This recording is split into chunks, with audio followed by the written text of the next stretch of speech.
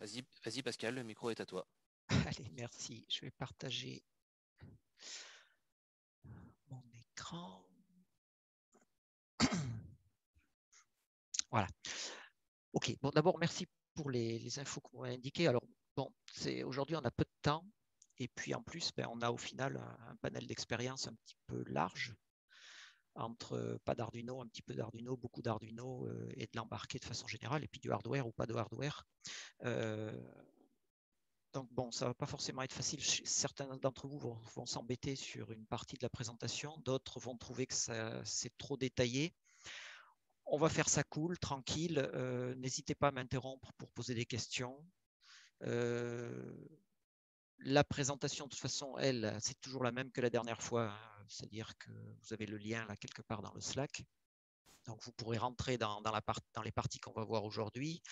Mon but, c'est de fournir une vision un petit peu globale de ce que c'est que le développement logiciel. Alors, on va aller jusqu'aux couches les plus basses. Alors, on ne va pas écrire une seule ligne d'assembleur. C'est dommage, hein, parce que ça peut être très, très agréable. Pour parler sérieusement, aujourd'hui, on n'a quasiment plus besoin d'écrire une ligne d'assembleur, même quand on veut faire du bas niveau, parce qu'il y a toutes les couches logicielles fournies par les constructeurs de microcontrôleurs la plupart du temps. Donc c'est rare aujourd'hui qu'on fasse encore de l'assembleur. Mais on va essayer de descendre suffisamment bas pour que vous ayez une vision, si possible, assez claire de ce que c'est qu'une interruption. Si vous avez déjà entendu ce terme, tant mieux. Si vous ne l'avez pas déjà entendu, on va voir tout à l'heure plus précisément ce que c'est, comment se gère une interruption. Et du coup, comment on peut développer sur une carte à microcontrôleur sans aucun système d'exploitation, même sans RTOS, Real Time Operating System, et même donc un petit niveau en dessous d'Arduino. Alors vous comprendrez après comment se situe Arduino justement par rapport à ce qu'on va voir au niveau interruption. Vous verrez que ce n'est pas si éloigné que ça finalement. Bien. Alors, avant de... La première chose que je voulais vous montrer d'abord, c'est quelque chose qui est spécifique au développement dans l'embarqué, c'est ce qu'on est capable de faire rentrer, de faire exécuter une carte microcontrôleur. Alors, on va revenir un petit peu en arrière, on va revenir 50 ans en arrière, lors du premier alunissage humain sur la Lune.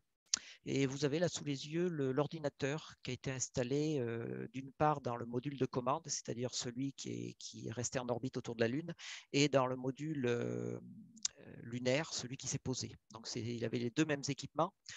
Masse environ 50 kg. Donc c'est pas le petit truc. Alimentation électrique, enfin consommation électrique 100 watts environ. Et un mode sommeil entre guillemets, enfin du moins quand il était en repos, il consommait 10 watts. Mémoire programme environ 72 kilooctets, et j'insiste là-dessus, 72 kilooctets, et en RAM environ 4 kilooctets, avec une horloge à 2 MHz.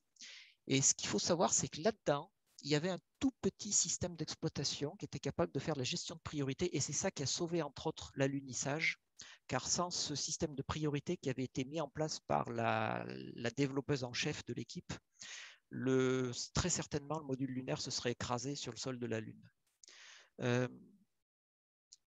Alors, les informations que je viens de vous dire sont ici. Voilà, on comprend bien que comparé aux configurations actuelles, hein, même par rapport à un Arduino, on avait très peu de mémoire dans cet ordinateur, très peu de puissance de traitement. Et pourtant, ça a permis de gérer la totalité de l'aller-retour Terre-Lune, la mise en orbite autour de la Lune et l'alunissage sur la Lune. Ça, c'est donc c'est une constante au final dans le développement logiciel embarqué. Un développeur logiciel embarqué qui connaît l'embarqué est capable de faire beaucoup, énormément, avec peu de moyens. Et juste pour terminer sur cette partie-là, qui est simplement une introduction, je vous ai mis là un microcontrôleur qui serait à peu près équivalent en termes de puissance et de mémoire. Enfin, vous verrez que vous voyez là que au niveau de la mémoire permanente, par exemple, la mémoire de code, il a 128 kilooctets alors que l'ordinateur du LEM n'avait que 72 kilooctets, donc c'est déjà plus puissant et il a 2 fois plus de RAM. Aujourd'hui, un microcontrôleur de ce type-là, il vaut moins de 2 € et à l'unité. Hein, vous n'avez pas besoin d'en commander 100 000 pour avoir ce prix-là. En mode sommeil, un dixième de microwatt, et en consommation normale, 30 milliwatts. Voilà. Bon, alors bien sûr, un ordinateur avec les entrées-sorties, les différents périphériques, etc., consommerait beaucoup plus. Mais c'est à rapprocher, on voit quand même l'écart qui est entre 100 watts et 30 milliwatts ici.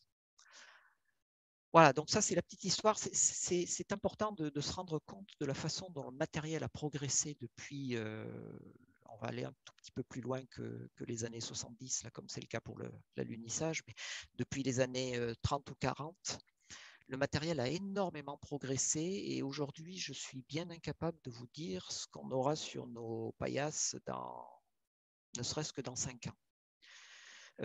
Et de façon très étonnante, le logiciel a très peu progressé. On est toujours en mode artisanal au niveau développement logiciel, toujours pour beaucoup d'entre nous à faire du bricolage. Voilà. Mais ceci est un autre débat. Bien, on va passer à la partie suivante. C'est-à-dire là, on va commencer à rentrer dans le cœur du sujet. Et avant de parler de logiciel, on est forcément obligé de parler de la plateforme d'exécution sur laquelle va tourner ce logiciel. Alors, juste un petit rappel pour qu'on ait le même vocabulaire, parce que normalement, parmi vous, vous avez tous en tête ce genre de schéma. Ça, c'est l'architecture d'un ordinateur standard, ce que vous avez sur votre bureau, ce que vous utilisez dans le cloud, etc. Vous avez une unité centrale, vous avez de la mémoire morte, très très peu de mémoire morte dans un ordinateur. Vous avez de la mémoire vive, c'est la plus grande partie. Hein, quand on dit j'ai acheté un ordinateur avec 4 Go de RAM, voilà, c'est ça. Et vous avez des interfaces avec les périphériques. Tout ça communique grâce à 3 bus. Et puis, dans les périphériques, vous avez un périphérique extrêmement important qui est le disque dur. Alors, derrière le terme disque dur, je mets aussi bien les disques qui tournent encore à plateau, hein, ça existe toujours, mais également les disques à mémoire flash, les disques SSD. Ces deux types de disques sont vus de la même façon par l'unité centrale. C'est ça le point important. Quand un ordinateur démarre, le tout petit bout de mémoire morte qui contient ce qu'on appelle un programme d'amorçage, le bootstrap, va chercher sur le disque dur le système d'exploitation, il le monte dans la mémoire vive, il en fait une copie dans la mémoire vive et il le lance. Et ensuite, vos applications qui sont également stockées sur le disque dur seront montées dans la mémoire vive lorsque vous voudrez en lancer une par le système d'exploitation et tourneront en mémoire vive. D'accord ? Ça, vous le saviez déjà, normalement, c'est de la redite. Un petit point qui est moins apparent, c'est depuis 10-15 ans, c'est la mémoire virtuelle. La mémoire virtuelle, ça a été inventé pour deux choses. Il y a 40 ans de ça. Ça a été inventé d'une part pour isoler les applications entre elles. Lorsqu'un ordinateur fait tourner plusieurs applications, c'est toujours le cas aujourd'hui, ça serait dommage qu'une application qui plante aille perturber les autres applications. Donc la mémoire virtuelle fournit l'isolation entre les applications. Et à une époque où les mémoires vives étaient extrêmement chères, elle permettait de faire croire à une application qu'il y avait plus de mémoire que de la mémoire vive en utilisant le disque dur comme un mécanisme sur lequel allaient être, on va dire, poussées les applications qui n'étaient plus en cours d'exécution pour être remplacées par les applications qui demandaient à être en cours d'exécution. J'en dirai pas plus. Gardez ça en tête. La mémoire virtuelle, ça a été inventé pour deux choses. Ce qui reste aujourd'hui, en particulier sur des machines de type Raspberry Pi et après sur tous les ordinateurs standard hein, sur votre bureau dans le cloud, c'est la fonction d'isolation mémoire. Voilà. Un microcontrôleur de son côté, comparé à un ordinateur, c'est au final une puce dans laquelle il y a la totale de l'ordinateur. Il y a l'unité centrale, il y a la mémoire morte, la mémoire vive, et puis de nombreux périphériques et interfaces. Je fais une petite différence entre périphérique et interface. Pour moi, un interface, c'est quelque chose, ou une interface en français, je crois qu'on peut dire les deux, il me semble. Une interface ou un interface, c'est quelque chose qui permet de connecter un périphérique, tandis qu'un périphérique, c'est quelque chose qui fournit une fonction complète. Alors, par exemple, un timer, donc une espèce d'horloge, c'est une interface. Pardon, c'est un périphérique. Si je commence déjà à vous perdre dès le début, ça, beaucoup d'entre vous doivent le savoir déjà. Donc, un timer, pour moi, c'est un périphérique. Une liaison série, c'est une interface. Voilà, simple question de vocabulaire. Ça, on va sauter. Voilà. Et on va, par rapport au premier schéma qu'on a vu concernant l'unité centrale, la mémoire de l'ordinateur, etc., et par rapport à ce qu'on a vu concernant la mémoire virtuelle, voici à quoi ressemble la mémoire d'un microcontrôleur. Il y a toujours un petit peu de mémoire vive et toujours un petit peu plus de mémoire morte que de mémoire vive. Et éventuellement, vous voyez, j'ai dessiné un rectangle en pointillé en haut. Il peut y avoir une partie de mémoire morte qui est protégée de façon spéciale. C'est-à-dire que normalement, vous ne pouvez pas effacer et qui permet de faire une programmation du reste de la mémoire morte. Donc, c'est un bootloader, on appelle ça un bootloader, un programme de chargement. Voilà, c'est présent sur beaucoup de microcontrôleurs. Ce n'est pas forcément visible naturellement, hein, ça peut être complètement caché. Tout dépend de la façon dont le constructeur du microcontrôleur a décidé de vous laisser programmer le microcontrôleur. Il y a plusieurs façons de programmer les microcontrôleurs. Voilà, maintenant élargissons un petit peu la vision au-delà du simple microcontrôleur dans un équipement connecté tel qu'utilisé dans l'IoT. On trouve autour du microcontrôleur un certain nombre d'autres éléments. Ce que j'ai mis en bloc avec trait continu, c'est les éléments qu'on retrouve toujours. Donc il n'y en a qu'un qu'on retrouve toujours, c'est la partie communication. Forcément, sinon, s'il n'y a pas de communication, ce n'est pas un équipement connecté. Sachant que la partie communication peut se trouver aujourd'hui de plus en plus dans le microcontrôleur lui-même. Voilà. Les parties en pointillé sont des éléments facultatifs que vous allez retrouver ou pas, suivant les cas d'usage, suivant les besoins, etc. Par exemple, pour une carte microcontrôleur que vous voulez pouvoir alimenter par batterie rechargeable, vous aurez une partie gestion de l'alimentation. Lorsque vous voulez connaître votre position, vous aurez une partie position, souvent un récepteur de positionnement par satellite. Vous pouvez avoir une petite interface utilisateur, du stockage supplémentaire de données, d'autres périphériques, d'autres interfaces, etc. Voilà, bon, un schéma, somme toute, assez simple. Je crois que j'en dirai pas plus. Simplement, dans le domaine de l'IoT, quelles sont les caractéristiques importantes? Il n'y a pas de règle. Ça dépend bien entendu de l'application que vous comptez en faire. Par exemple, vous pouvez avoir besoin de beaucoup d'entrées-sorties tout ou rien, ou vous pouvez avoir besoin de liaison série. Vous pouvez avoir besoin de beaucoup plus de mémoire ou de très peu de mémoire, etc., etc. Donc, ça dépend vraiment du cas d'usage. Il y a des caractéristiques qui sont quand même plus liées à l'Internet des objets. Alors, la communication, on l'a déjà évoqué, bien entendu, on ne fait pas d'Internet des objets sans partie communication. Vous vous souvenez à la présentation qu'on a eue il y a, je sais plus, 2 semaines, je crois, il y a pas mal de moyens de communication au final. Hein, et encore à l'époque, la dernière fois, je n'ai pas évoqué les moyens filaires.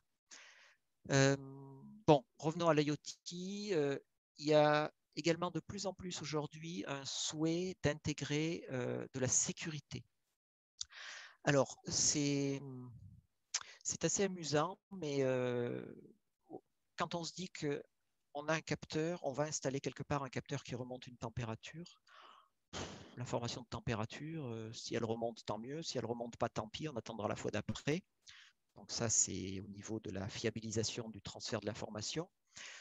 Si quelqu'un lit les niveaux de température qui remontent entre le capteur qu'il y a chez moi et puis mon PC ou mon smartphone, on peut se dire que ce n'est pas non plus forcément très grave. Et puis si quelqu'un se met à la place de mon capteur de température pour remonter de fausses valeurs de température, on peut se dire aussi que ce n'est pas forcément très grave. Là, à nouveau, on est dans le cas où ça dépend des applications. On peut fort bien imaginer que le contrôle de la température d'un réacteur nucléaire, il n'y a pas intérêt à ce que les capteurs remontent des informations de température fausses, piratées bien entendu. On peut aussi imaginer que le fait que quelqu'un puisse écouter les capteurs, puisse venir écouter en pirate les valeurs remontées par les capteurs qui sont chez vous puissent fournir à ce pirate des informations sur votre présence ou non chez vous. Donc là, on commence à toucher déjà des choses plus gênantes. Quoi qu'il en soit, aujourd'hui, pour terminer avec ce sujet, on trouve de plus en plus de microcontrôleurs ou de cartes à microcontrôleurs avec ce qu'on appelle un élément sécurisé. Et au niveau microcontrôleur, ou fourni sous forme d'un périphérique associé au microcontrôleur, une partie qui permet de faire du chiffrement sous forme matérielle pour éviter, pour être plus économe en fait en énergie. En parlant d'économie en énergie, on a aussi souvent besoin de pouvoir passer en mode sommeil pour ne pas tirer trop de courant de la source d'alimentation. Et puis quelque chose qui arrive fréquemment, on veut que ça coûte le moins cher possible. Puis un dernier point que je vais évoquer avec ce transparent, se poser la question quand on démarre un projet de l'écosystème qu'il y a, c'est-à-dire de la dynamique qu'il y a autour du microcontrôleur ou de la carte à microcontrôleur que j'ai ciblée. Si je suis le seul à l'utiliser dans le monde, vaut mieux arrêter, c'est pas la peine de continuer parce que le jour où j'aurai un problème, j'aurai pas de support. Si seule la Chine utilise le microcontrôleur que j'ai choisi, il vaut mieux parler chinois, sinon vous allez essuyer pas mal de plâtre, ça va vous prendre du temps. Et puis dans cette partie écosystème, on met aussi tout ce qui est outils matériels pouvant vous aider éventuellement à déboguer votre système si vous devez faire face à des problèmes. Également, moyens logiciels, outils de développement, RTOS, et puis débuggers. Voilà. Donc, bien penser aussi lorsque vous faites votre choix, mais là, dans le cadre de TOX, vous avez déjà fait vos choix normalement, donc on n'en dira pas plus. Voilà, je crois que j'ai terminé pour cette partie-là. Si ça vous intéresse, vous avez le temps, mais je ne pense pas que vous ayez forcément trop le temps en ce moment avec TOX. Cette partie de la présentation continue ensuite avec une présentation de quelques grandes familles de microcontrôleurs qu'on peut utiliser entre autres dans l'IoT. Voilà. Cette partie-là est terminée. Est-ce que vous avez des questions à ce niveau-là déjà? Est-ce que ce n'est pas trop simple pour vous? Normalement, on va monter un tout petit peu en difficulté. Votre question? Moi, jusqu'ici, je comprends tout. Merci Xavier. Bon, on continue sur, cette fois-ci réellement, le logiciel. Alors, si Pascal, tu aurais quand même pu parler d'autres architectures avec les espaces séparés. Genre Harvard, les vecteurs scale et autres. Oui, mais ce n'est pas de l'IoT. Non, ce n'est pas de l'IoT, mais ça, tu le trouveras dans les transparents que j'ai faits. Tu verras qu'il y a... Il me semble me souvenir que j'ai marqué les microcontrôleurs qui étaient architecture von Neumann ou Harvard simplifié. J'en suis plus complètement sûr, mais voilà, il me semble. ARM en particulier, ils font pas mal de Harvard modifié, ce qui est plus simple que de faire du Harvard. PIC, par contre, les microcontrôleurs PIC, c'est du Harvard. Ça veut dire que votre code est stocké dans une autre mémoire que là où sont stockées les données. Ce qui est un peu déstabilisant au début, mais on s'y habitue très bien. Et ça a des avantages. C'était juste pour dire, voilà. Ouais, mais à nouveau, je reviens là-dessus. On n'a qu'1 heure et demie. En fait, on pourrait passer des semaines sur le sujet, clairement. On pourra peut-être monter, hein, Xavier, on en discutera, mais on pourrait peut-être monter une série télé sur le sujet là, dans le cadre de SOFAB. On va faire des live Twitch et je pense qu'il y a moyen de tenir pas mal de soirées comme ça. Bon, merci François pour ta remarque. Alors, vous l'avez déjà tous compris, quand on développe pour de l'embarqué, on est dans un mode qu'on appelle développement croisé. On développe sur un PC et le code binaire généré, on l'utilise pour programmer la carte microcontrôleur et donc l'application générée tourne sur la carte microcontrôleur. Donc le terme croisé vient de là.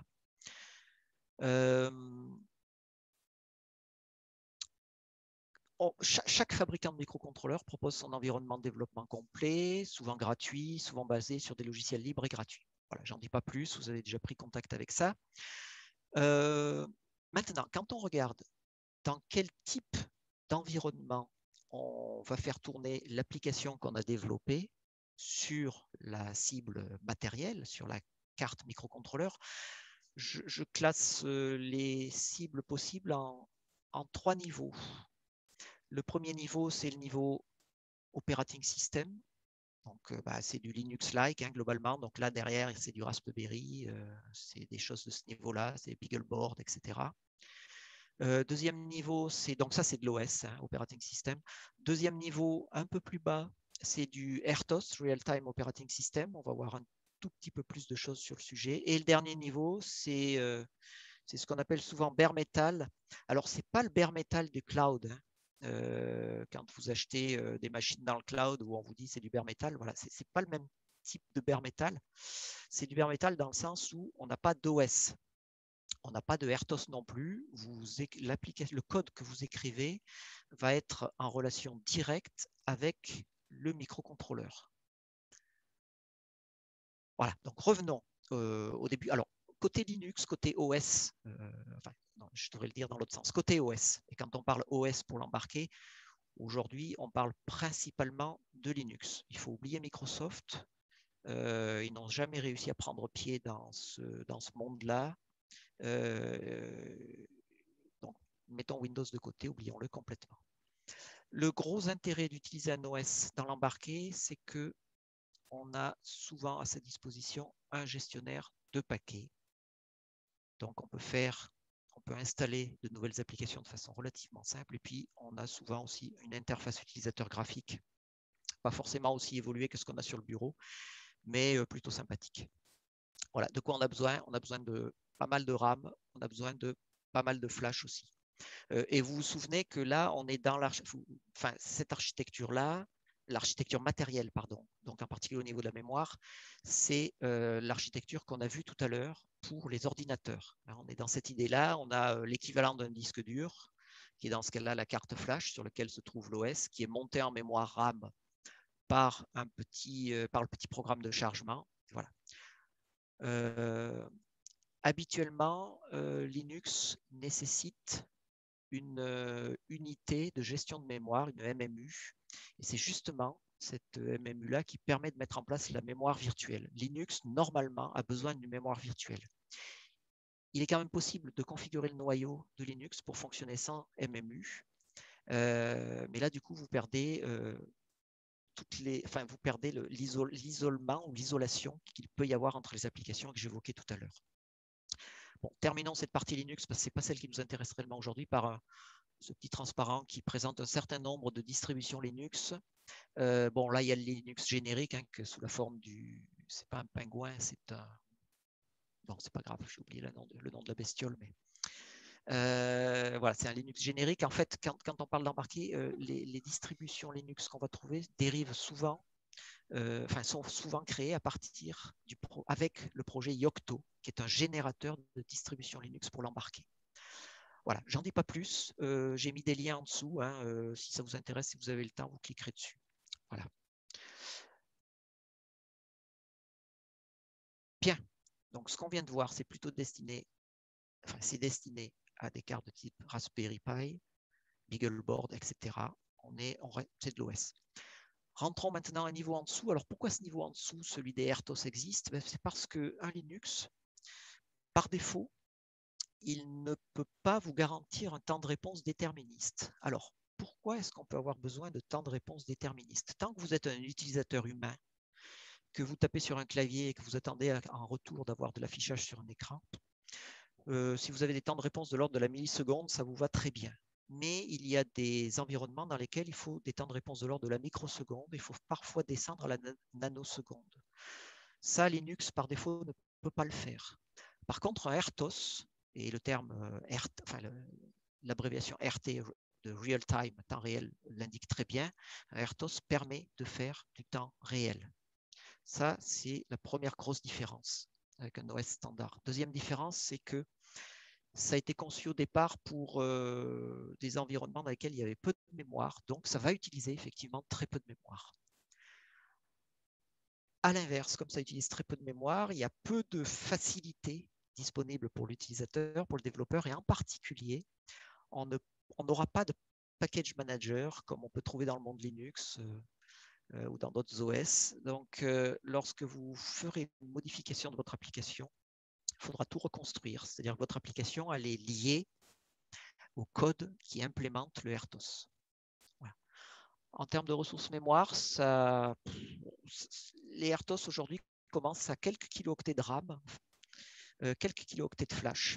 Mais après, bien sûr, la taille mémoire finale dépend complètement des facilités que vous allez vouloir utiliser dans le RTOS en question. On va voir tout à l'heure un petit peu quels sont ces types de facilités. Et puis, ce que fait votre application elle-même, bien sûr. Quelques RTOS connus aujourd'hui, il y en a plein d'autres. Il n'y a pas vraiment d'ordre dans dans cette page-là. On peut dire que FreeRTOS est extrêmement connu. Et puis FreeRTOS a été racheté il y a pas beaucoup d'années, je crois 2 ans peut-être un petit peu plus, par Amazon.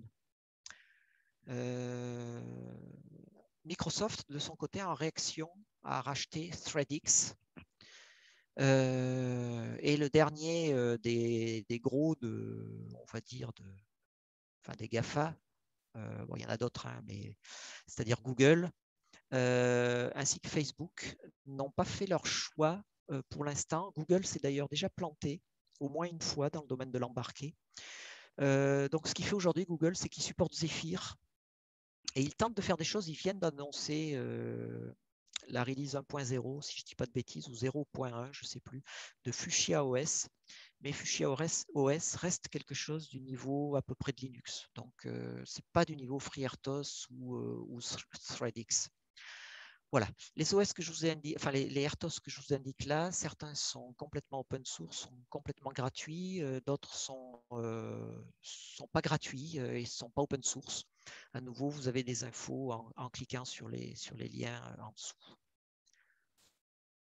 Alors, quels sont les services disponibles? Donc, quels sont les services fournis par un RTOS? On retrouve des choses tout à fait analogues aux services fournis par un OS. Donc, vous pouvez créer ce qu'on appelle, suivant le cas, soit des tâches, soit des fils d'exécution. À partir du moment où on parle de tâches ou de fils d'exécution, forcément, on a besoin d'échanger des informations à un moment ou à un autre entre ces tâches. Donc, on parle de communication. Et puis, parfois, on a besoin qu'une tâche attende le résultat d'une autre tâche. Donc, au-delà de la communication, on parle aussi de synchronisation. Et il y a des mécaniques bien connues pour ceux d'entre vous c'est le cas, hein, qui ont déjà fait du développement logiciel. On peut utiliser des messages ou des fils, enfin des messages et des fils de messages. On peut utiliser des sémaphores, on peut utiliser ce qu'on appelle des mutex, des éléments logiciels qui permettent de faire de l'exclusion mutuelle. On peut utiliser des groupes d'événements pour se mettre en attente sur un événement parmi plusieurs, etc., etc. Donc ça, c'est tout ce qui est communication et synchronisation. On trouve également un truc fondamental. On en a besoin tout le temps. Le RTOS lui-même en a besoin, bien sûr. Ce sont des compteurs de temps, timers. Et puis, quelque chose également qui est fondamental, c'est de l'allocation mémoire. Voilà, en gros, ce sont les éléments principaux. Donc, vous voyez, ce sont des services très analogues à ceux d'un OS. Alors, vous allez me dire, OK, mais quelle est la différence principale entre un RTOS et un OS?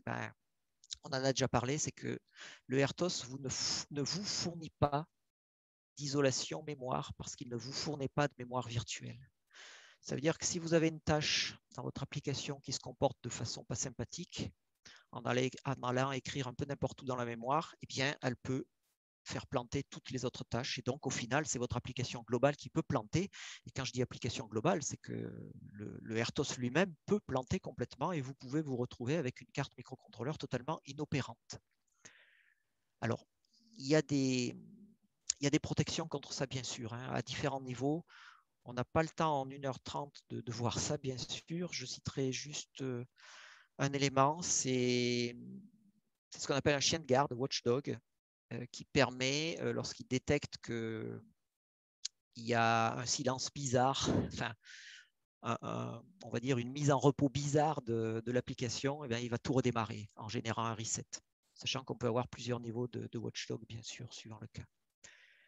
Il y a également autre chose dans les microcontrôleurs un petit peu modernes, mais on on pouvait aussi le faire autrefois en mettant de la mémoire à l'extérieur d'un microcontrôleur, on peut éventuellement protéger certaines zones de la mémoire, c'est-à-dire on peut indiquer par exemple que telle zone de la mémoire ne devra pas pouvoir être, ne doit contenir que de la donnée. C'est-à-dire qu'il est interdit de tenter d'exécuter quoi que ce soit qui se trouve dans cette partie de la mémoire. Souvenez-vous, hein, la mémoire pour un microcontrôleur, c'est quelque chose de complètement linéaire.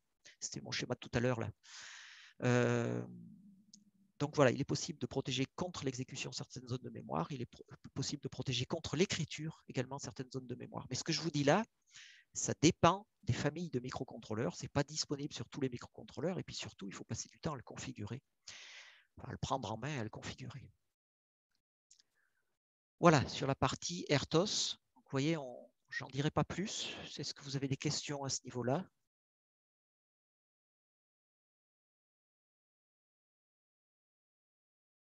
Allez, on continue.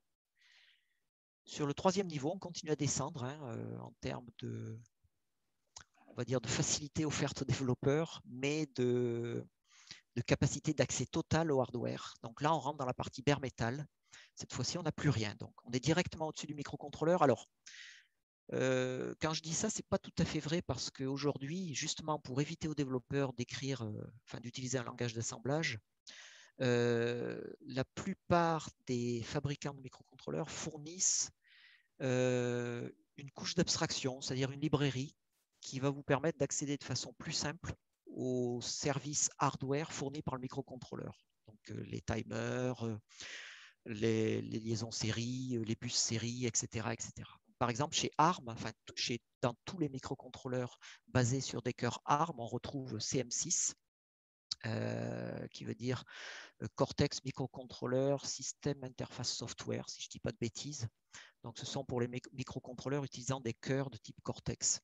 ST Microelectronics, qui produit des microcontrôleurs à base de cœur ARM, a rajouté sa propre couche d'abstraction et en plus propose 2 niveaux pour cette couche d'abstraction. Donc, ça vient se mélanger avec CM6.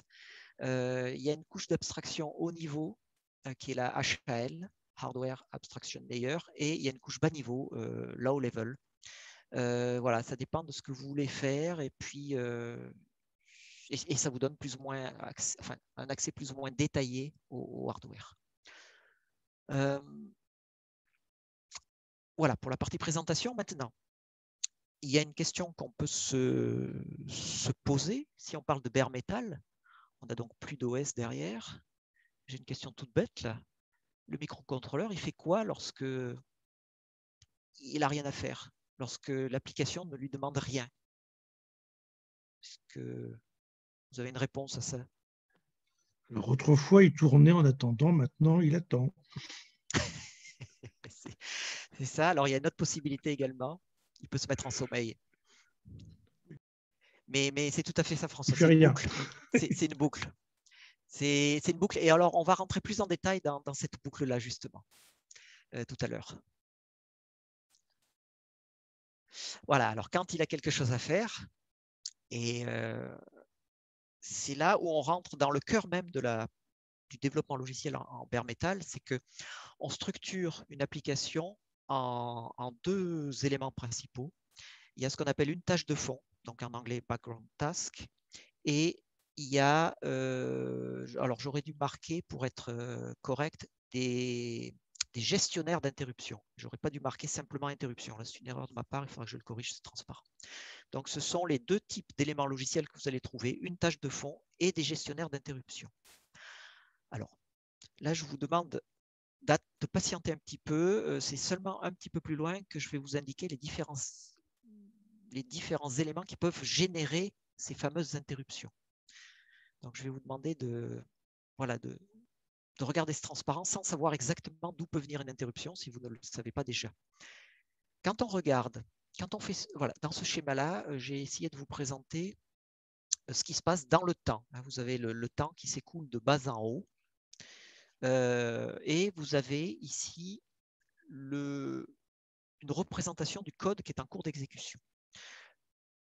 Là, on va supposer, enfin, on va dire que ce trait, vous voyez mon curseur, là, j'ai l'impression. Est-ce que vous voyez mon curseur? J'ai l'impression qu'il n'est pas visible. Ah oui, je sais pourquoi. Voilà, là, vous devriez le voir. Voilà, OK, impeccable. Donc, ce code-là, on va dire que c'est la tâche de fond. On verra plus en détail tout à l'heure ce qu'elle fait exactement. Entre autres, c'est la boucle que tu as évoquée, François, tout à l'heure. Quand il n'y a rien à faire, c'est une boucle, tout simplement. GoTo, même adresse. Donc, ce code s'exécute. Et lorsqu'arrive une interruption, le microcontrôleur va faire ce qu'on appelle une sauvegarde du contexte. Qu'est-ce qu'un contexte? C'est au minimum l'adresse mémoire de l'instruction que le code était en train d'exécuter, ou selon les microcontrôleurs, la prochaine adresse mémoire. Ça dépend. Enfin, l'adresse mémoire de la prochaine instruction. Et très très souvent, il y a également d'autres éléments dans le contexte. Il y a un certain nombre de zones intéressantes du microcontrôleur, dont en particulier les registres, un certain nombre de registres qui sont des zones de mémoire très spécifiques au sein même de l'unité centrale. Et puis, un ou plusieurs pointeurs de pile. Voilà, j'en dirai pas plus là-dessus. Maintenant, donc, après cette sauvegarde de contexte, le code, il va s'exécuter un code qui est dédié à l'interruption. Et lorsque ce code se termine, le microcontrôleur va restaurer le contexte et on se retrouve exactement à l'endroit où on avait été interrompu et on reprend l'exécution de la tâche de fond. Donc ça, c'est l'image fondamentale qu'il faut garder en mémoire du développement logiciel en bare metal. Un petit peu de vocabulaire que je vais essayer de conserver tout au long de la présentation. Des fois, j'y arrive, des fois, j'y arrive pas. Bon, je l'ai déjà un petit peu utilisé. Gestionnaire d'interruption, c'est le code qui est dédié à l'interruption. Et en anglais, en fait, on dit souvent interrupt handler. Donc, vous avez déjà souvent vu ce terme-là, je pense, le handler. Où on peut dire, on trouve également ISR, Interrupt Service Routine. Bien, voilà donc maintenant la question, qu'est-ce qui génère une interruption? Alors, je vous ai mis là un petit schéma de microcontrôleur. C'est un microcontrôleur, ça qui vaut moins d'1 euro à l'unité. Hein. Alors, ce qui est intéressant de voir, si vous n'avez jamais regardé ce genre de schéma, c'est que la partie unité centrale, ce n'est que ce petit rectangle. Tout le reste, ce sont des interfaces et des périphériques. Ça donne donc bien une idée du monde dans lequel on est quand on fait de l'embarqué hein, ou de l'IoT. C'est que ce qui est important, c'est beaucoup les entrées-sorties, les périphériques. Alors, j'ai entouré en rouge ici un certain type de périphériques qui sont des entrées-sorties tout ou rien. GPIO, si vous ne le savez pas déjà, c'est General Purpose Input-Output. Donc, c'est lorsque c'est utilisé en entrée, une entrée qui peut être basse ou haute, hein, 0 ou 3,3 volts, ou 0 ou 5 volts, suivant le microcontrôleur. Et quand c'est en sortie, ça peut forcer soit un niveau à 0 volts, soit un niveau à nouveau le niveau maximum de la carte, c'est-à-dire 3 volts 3 ou 5 volts, ou ça peut être en collecteur ouvert. Alors, là aussi, on ne va pas rentrer plus en détail au niveau de l'électronique. On peut configurer dans la plupart des microcontrôleurs ce bloc d'entrée-sortie tout ou rien de telle façon à ce qu'on ait, par exemple, une interruption qui sera générée lorsque le bloc d'entrée-sortie, dans le cas où il est configuré en entrée, va repérer un front descendant, c'est-à-dire que le niveau de l'entrée passe d'un niveau haut à un niveau bas, ou l'inverse. On peut demander au microcontrôleur de générer une interruption sur front montant.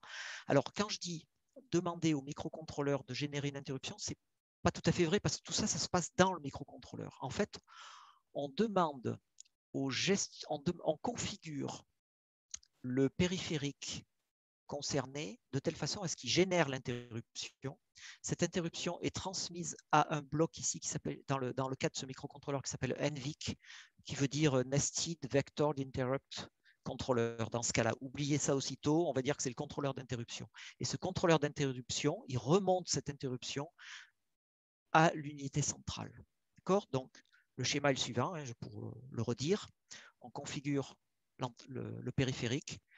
l'information d'interruption générée au niveau du périphérique remonte au contrôleur d'interruption qui lui-même le transmet à l'unité centrale. Alors, il y a d'autres périphériques qui peuvent générer des interruptions. Là, par exemple, je vous ai indiqué les timers. Les timers, on peut imaginer, on peut les configurer pour, par exemple, qu'un timer, le timer 2 au hasard ici, génère une interruption lorsqu'il atteint une durée préprogrammée. Bien sûr, c'est vous qui avez préprogrammé cette durée-là. On peut lui faire des choses plus sympathiques, comme par exemple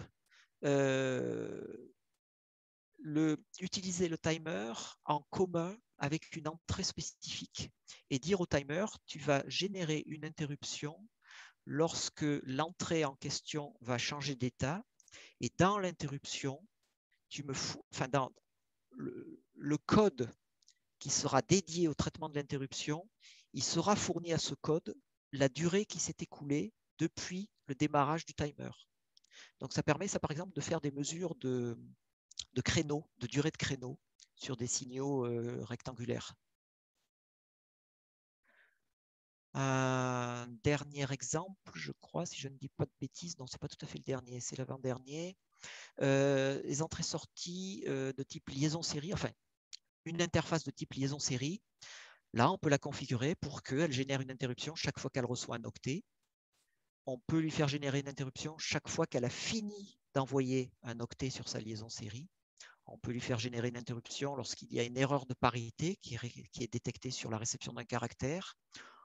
On peut lui faire, dans certains cas, ce n'est pas forcément le cas le plus fréquent, mais il est possible aussi de faire générer une interruption lorsqu'on reçoit un caractère donné. C'est-à-dire on va programmer le bloc liaison série pour lui dire, attention, quand je reçois le caractère dièse, par exemple, je veux que tu génères une interruption.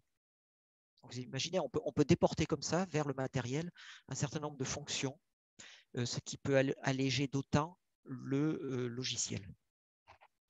Dernier exemple, cette fois-ci sur les interruptions, sur ce qui peut générer des interruptions, c'est un périphérique, un périphérique de type convertisseur analogique numérique. Là, par exemple, on peut le configurer pour lui demander de signaler à l'unité centrale qu'il est prêt à lancer une nouvelle conversion. Et le plus courant, en fait, c'est qu'on le configure surtout pour être informé du fait qu'il y a une conversion analogique numérique qui vient de se terminer, donc on peut récupérer la valeur. Et là, à nouveau, c'est le code dédié à l'interruption qui va récupérer la valeur.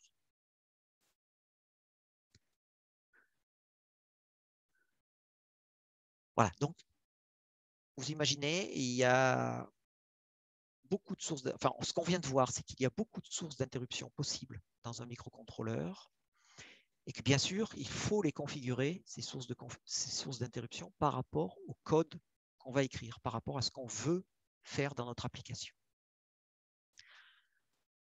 Est-ce que vous avez des questions à ce niveau-là? Moi, rapidement, à quel point tout cela peut être parallélisable? Bon, par exemple, sur la Raspberry, je vais avoir plusieurs capteurs. Je n'ai pas forcément besoin de me soucier à quelle fréquence les données arrivent, etc. Je suis capable de les traiter plus ou moins en même temps. Après, je suis à la microseconde, donc ça va. Mais si j'ai bien compris, là ici, sur ce microcontrôleur, si j'ai plusieurs entrées, je ne pourrais pas les traiter au même moment. Exactement. Ouais, c'est une très bonne question. Alors, en plus, elle arrive à point nommé parce qu'elle fait un petit peu le lien avec le transparent suivant. Mais sachant qu'il y a deux niveaux de réponse à votre question, mais le niveau de base, c'est celui-là. En fait, votre question, c'est un petit peu, que se passe-t-il si une interruption se produit pendant qu'une autre interruption est déjà en cours de traitement?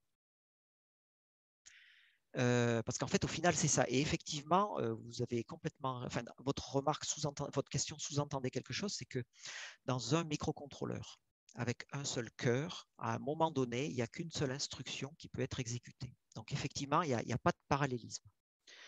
Donc, quand une interruption se produit alors qu'une interruption est déjà en cours de traitement, forcément, il se passe quelque chose.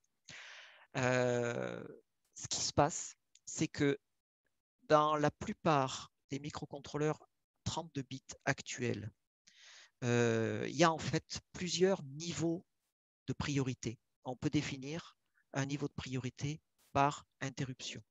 Parfois, ces niveaux de priorité sont fixés une fois pour toutes par le fabricant du microcontrôleur. Vous ne pouvez pas le changer. Parfois, ils sont configurables. Qui dit niveau de priorité dit forcément une règle de priorisation. Et c'est du style, tout simplement, une interruption de priorité supérieure va interrompre le gestionnaire d'interruption attaché à une interruption de priorité inférieure. C'est aussi simple que ça. Alors, c'est aussi simple que ça quand c'est dit, tel que je vous le dis là, c'est moins simple quand il faut écrire correctement une application. Alors, quand vous utilisez un Raspberry Pi, tout ça, c'est complètement géré de façon transparente par le noyau Linux. Vous n'avez pas à vous en soucier. Si par contre vous voulez faire du bare metal, ça va être à vous de prendre d'abord de lire la documentation du microcontrôleur, de bien comprendre comment il gère ses interruptions, quels sont les différents niveaux de priorité possibles, et ensuite de les configurer. Vous pouvez, par exemple, à un moment donné, décider d'interdire tel niveau d'interruption. Pourquoi pas? Ça peut être possible. Ça dépend du microcontrôleur. Vous pouvez aussi autoriser toutes les interruptions. Et à ce moment-là, ce que je vous disais sur les règles de priorité des niveaux rentre en ligne de compte. Sachant que lorsqu'une interruption de priorité inférieure ou égale à l'interruption qui est en cours de traitement, alors normalement, cette interruption-là, elle est mémorisée. Et elle s'exécutera dès que le code qui gérait l'interruption en cours de traitement sera terminé. Bien entendu, il y a un seul niveau, il y a une seule interruption qui est mémorisable pour être exécutée ensuite. S'il y a une autre interruption qui arrive du même type, elle sera perdue. Donc ça, c'est aussi quelque chose qu'il faut prendre en compte quand on développe à ce niveau-là, c'est qu'il faut peser d'un côté, il faut bien voir la totalité des événements qu'on va avoir à gérer. Donc par exemple, imaginez que vous vouliez recevoir, que vous vouliez concevoir un équipement embarqué qui doit recevoir 10 octets tous les quarts d'heure. Là, clairement, vous n'aurez pas de souci au niveau des interruptions qui gèrent la liaison série. Mais si vous voulez concevoir un équipement qui devra faire des conversions analogiques numériques toutes les 10 microsecondes, une conversion toutes les 10 microsecondes, qui devra être capable de gérer des liaisons série à un débit de, on va dire 115 200 bits par seconde, et sachant qu'on va dire qu'il y a 5 liaisons série, et qui en plus devra être capable de gérer des entrées jusqu'à 32 entrées par exemple, avec des durées de l'ordre de, avec des créneaux minimum de détection de l'ordre de la nanoseconde, vous vous rendez bien compte que là, vous allez avoir un flux énorme, assez gros d'événements. Et donc, il faudra mettre en face de ce flux du matériel d'abord qui soit suffisamment conséquent, et ensuite au-dessus, que votre application soit architecturée pour répondre à tout ça. Donc, à nouveau, il n'y a pas de solution générale. C'est à vous de faire les choix qui vont bien.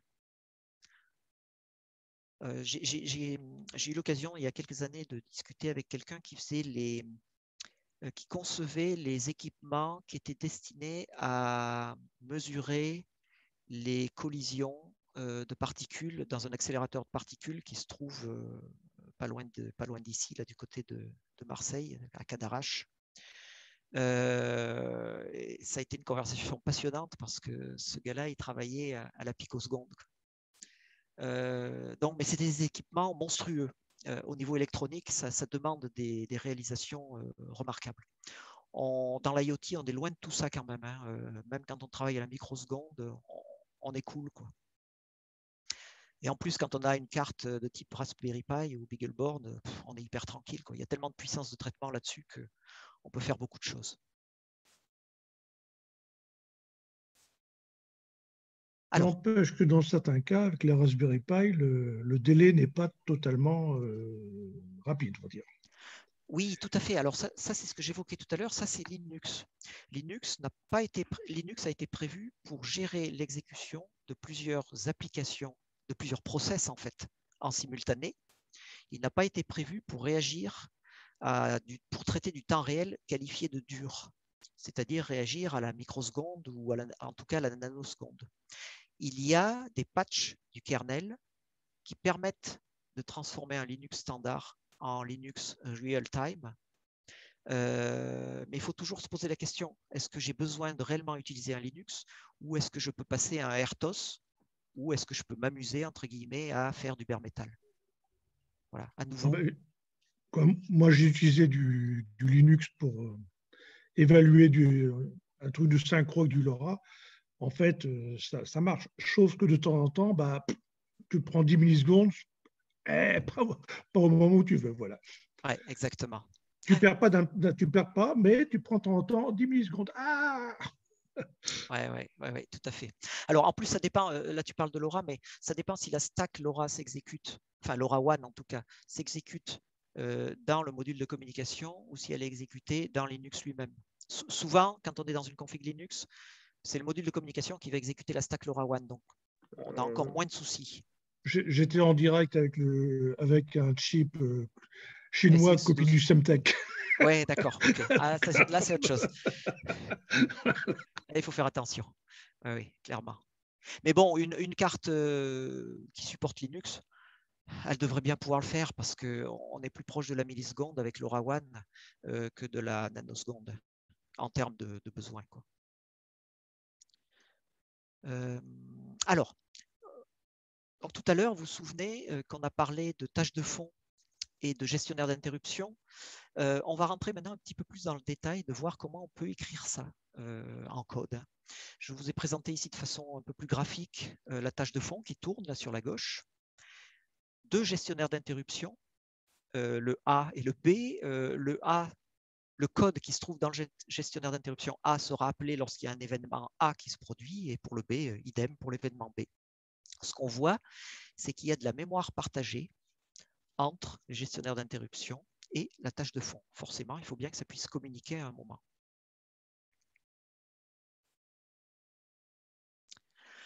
Alors, pour compléter un petit peu, je ne vous l'ai pas dit ça, j'allais oublier. Les gestionnaires d'interruption, c'est bien, et c'est souvent d'ailleurs une nécessité de les faire très courts. Alors, avec ce qu'on a dit tout à l'heure sur l'occurrence possible de plusieurs interruptions entre guillemets au même moment, je pense que vous comprenez pourquoi. Si vous faites un gestionnaire d'interruption trop long, il va rester il va empêcher les interruptions de même niveau de se produire pendant très longtemps. Et donc là, vous êtes sûr de rater des interruptions du même niveau ou du niveau inférieur si il peut y en avoir. Il y a des cas dans lesquels on peut imaginer avoir des gestionnaires d'interruption très longs, hein, dont l'exécution prend très longtemps, pourquoi pas. Ce n'est pas une bonne pratique de développement. Donc, essayez de faire des gestionnaires d'interruption très courts. Enfin, faites des gestionnaires d'interruption très courts. Ce qui est stocké dans la zone de mémoire partagée que j'évoquais tout à l'heure, on retrouve souvent... Alors, il y a d'abord des valeurs qui sont propres à l'interruption. Donc, par exemple, si c'est une interruption qui est liée à la liaison série, le gestionnaire d'interruption, il pourra accéder quelque part à l'octet qui a été reçu. Lorsque c'est une conversion analogique numérique, il pourra accéder à la valeur résultant de la conversion analogique numérique, etc. Donc ça, c'est le gestionnaire d'interruption qui va devoir aller chercher ces informations-là et ensuite les mettre dans la zone de mémoire partagée avec la tâche de fond.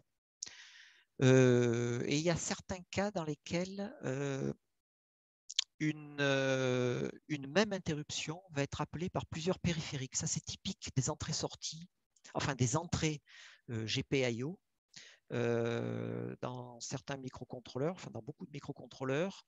L'interruption appelée est la même, simplement elle a entre guillemets un paramètre qui va être passé à votre code de gestion d'interruption, où lui-même va pouvoir aller chercher cette valeur quelque part. Il pourra récupérer l'information disant quelle est l'entrée tout ou rien qui a généré l'interruption. Voilà. Voilà. Et donc, je vous l'ai dit, la boucle sans fin, la tâche de fond parcourt les zones mémoire d'échange. Voilà. Donc ça, on l'a vu. Voilà. Rentrons un tout petit peu plus dans le détail, faisons un petit zoom dans notre architecture de programme. en détaillant la tâche de fond. La tâche de fond d'abord, et puis ceux qui... Bon, vous avez tous fait quasiment de l'Arduino, si je ne dis pas de bêtises, vous allez reconnaître quelque chose là. Vous avez la tâche de fond, forcément, elle commence par une partie initialisation. Hein. Il faut configurer les périphériques au niveau interruption, éventuellement à d'autres niveaux. Et il faut configurer le gestionnaire d'interruption également. Et une fois que vous avez fait cette partie d'interruption, ben vous allez rentrer dans la boucle de la tâche de fond. Vous allez regarder, est-ce que dans cette zone de mémoire qui peut être mise à jour par le gestionnaire d'interruption A, est-ce qu'il y a quelque chose qui me dit que le gestionnaire d'interruption A été appelé? S'il n'y a rien, je continue et je fais le même test pour B. S'il y a quelque chose, eh ben, je vais traiter ces informations et puis je reviens à ma boucle et je regarde pour B. Est-ce qu'il y a quelque chose? S'il y a quelque chose, je le traite, etc. Et je boucle.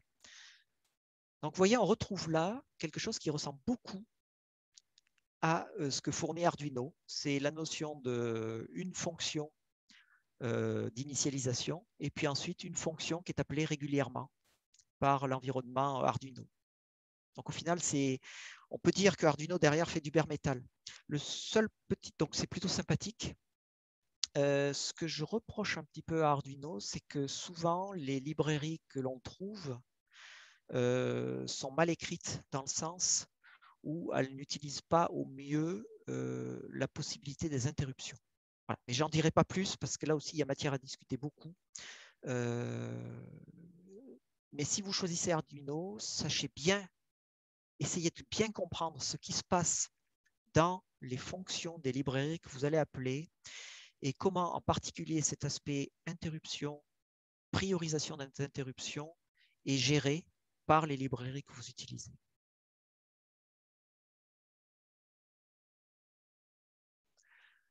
Voilà. Allons une étape plus loin. On a donc vu notre boucle là, qui tourne sans arrêt. Maintenant, dans beaucoup d'applications, on tourne sur une pile ou sur une batterie. Donc, il faudrait économiser un peu d'énergie. Alors, comment est-ce qu'on fait? Tout simplement, tant qu'on n'a pas d'événement, on n'a rien à faire. Donc, on peut dormir. Et l'idée, elle est là au final, c'est que lorsqu'on arrive en bout de entre guillemets, en bout de la boucle, c'est-à-dire lorsqu'on a testé, est-ce qu'on avait eu un événement, est-ce que l'événement A s'était produit, c'est-à-dire est-ce que la zone mémoire gérée par le gestionnaire d'interruption A avait été mise à jour, enfin contenait une nouvelle information, idem pour le B, etc. Lorsqu'on n'a plus rien, lorsqu'on n'a ni événement A ni événement B qui s'est produit, eh bien, dans notre code, on peut appeler une instruction spécifique qui va demander au microcontrôleur de se mettre en sommeil. Alors, vous allez me dire, comment est-ce qu'on sort du sommeil? Eh bien, bien entendu, forcément, c'est prévu. Alors, on va essayer on va le voir tout de suite. Donc, imaginons, on est en sommeil, là. C'est pour ça que seul le rectangle sommeil est en, comment dire, enfin, n'est pas, enfin, est en couleur complète, entre guillemets. Je ne sais pas comment dire, tiens, n'est pas flouté. C'est pas du flou pourtant, mais voilà, on voit que seul le rectangle sommeil est actif. En fait, quand je dis est actif, ça correspond au fait que le microcontrôleur est endormi. Quand un événement A va se produire, cet événement A va faire sortir le microcontrôleur de son sommeil et le microcontrôleur sortant de son sommeil et l'événement A étant lié à l'exécution du gestionnaire d'interruption A, eh bien, le code du gestionnaire d'interruption va s'exécuter. Donc, il va aller faire ce qu'il doit faire, par exemple, aller chercher la valeur reçue sur la liaison série, si c'est lié à la liaison série, et il va mettre ça à jour il va mettre de l'information à jour dans la zone de partage avec la tâche de fond. Et à ce moment-là, dès que le code du gestionnaire d'interruption est terminé, on retombe dans un fonctionnement normal du microcontrôleur, c'est-à-dire qu'on se retrouve ici à la sortie, entre guillemets, de la boucle, on revient ici et on recommence notre tâche de fond. On va regarder s'il y a des infos à traiter pour le gestionnaire d'interruption A. Et là, on va en avoir. Donc, on va faire le traitement. On va revenir ici. Là, on va dire que l'événement B ne s'est pas produit. Donc, on va retomber en sommeil. Et voilà. Et donc, on a finalement des cycles de sommeil dans lesquels on va rentrer et dans lesquels on va rester tant qu'il n'y a pas un événement spécifique qui va nous sortir du sommeil. Alors, bien entendu, je suppose que vous avez compris que la partie qui génère les événements ne doit pas elle-même être en sommeil. Sinon, vous avez tout perdu là. Vous avez en fait arrêté votre système. C'est pour ça que les microcontrôleurs actuels ont plusieurs modes de sommeil. En particulier, il y a au moins un mode de sommeil dans lequel on va garder actif le ou les périphériques que l'on désire garder actifs. Et quand on utilise par exemple des cœurs Cortex M, M0, M3, M4, etc., basés sur la techno ARM, on a une latitude de configuration assez importante. On peut éteindre tel bloc et tel bloc. Vous vous souvenez du schéma que je vous ai montré tout à l'heure avec les entrées-sorties tout ou rien, la conversion analogique numérique, les timers, etc. Dans un tel microcontrôleur, on peut vraiment choisir quel périphérique on va garder actif ou pas. Lorsqu'on ne peut pas faire ça, il reste toujours une patte du microcontrôleur qui est utilisable pour réveiller le microcontrôleur. Voilà, je crois que sur cette partie sommeil, j'en ai dit pas mal. Est-ce que vous avez des questions sur la tâche de fond, les interruptions, la partie sommeil? J'aurais une question sur les interruptions. Si on prend un exemple concret où j'ai un module LoRa connecté à un ESP32 et un capteur GPS. Donc, je reçois une instruction en LoRa pour me dire où est mon capteur. Comment ça se passe pour la lecture en fait du signal GPS? Est-ce que en fait, parce que là dans le Raspberry, le GPS vient écrire sur un fichier la latitude et la longitude, est-ce que l'écriture est considérée comme une interruption et je dois la gérer comme telle, ou est-ce que j'ai la possibilité de dire va lire à telle adresse mémoire telle valeur et au final j'ai qu'une interruption, la réception de mon LoRa? Alors là, vous avez dit que vous étiez sur une carte de type Raspberry Pi, c'est ça? Oui. Alors oubliez ce que je vous ai dit sur les interruptions, etc. C'est dommage, hein, vous êtes venu pour rien. Non, mais de façon plus sérieuse, tout ça, c'est pris en charge de façon transparente par le kernel Linux. Non, ma question, c'est vraiment pour le microcontrôleur parce que j'ai aucun Raspberry Pi, ça c'est pour l'application. Par contre, j'aimerais vraiment pouvoir la faire communiquer avec un ESP32 parce qu'il y a ce module LoRa qui m'intéresse et je n'ai pas forcément envie de réinvestir sur une carte Raspberry avec un écran. Ah oui, d'accord. Donc, la question que le problème ne s'est pas posé sur le Raspberry. Par contre, la question que je me pose, c'est sur le microcontrôleur, est-ce que l'écriture d'une longitude-latitude d'un récepteur GPS est considérée comme une interruption ou pas? Alors, c'est vous qui allez choisir. Normalement, ce que vous allez faire, alors si j'ai bien compris, hein, le récepteur GPS, enfin, de positionnement par satellite, là, il est sur le Raspberry Pi, c'est ça? Oui. D'accord. Et vous voudriez connecter votre Raspberry Pi à un module ESP32? Le module ESP32, il faudrait qu'il ait une carte LoRa et lui aussi un récepteur GPS.